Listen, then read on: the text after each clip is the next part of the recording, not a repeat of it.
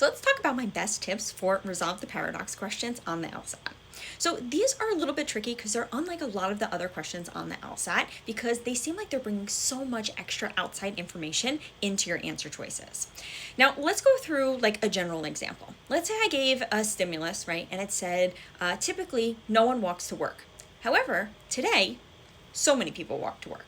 Now notice there's two contradictory elements. So in these paradox ones, there's always going to be like a but or a however or something that contradicts, right? It's like normally this happened, but now this happened, right? So it's going to have that type of dynamic.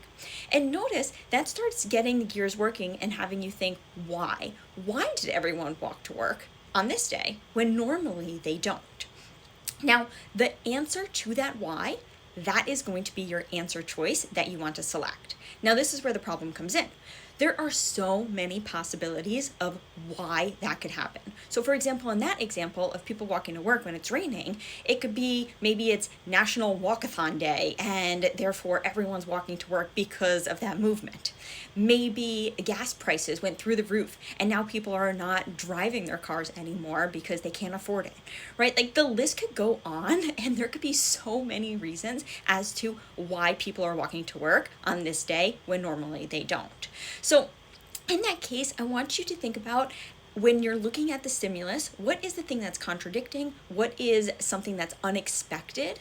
Why is that happening? And then go to your answer choices. And most of the times for a lot of questions, you want to kind of hypothesize what the answer choice is before you get to the answer. But for these, don't worry about that because there's so many different possibilities that you could come up with, and it's not guaranteed that it's going to be in your answer choices. So for this, just go A, B, C, D, go through each of your answer choices, see if it explains why that paradox, why that contradictory or discrepancy is essentially happening.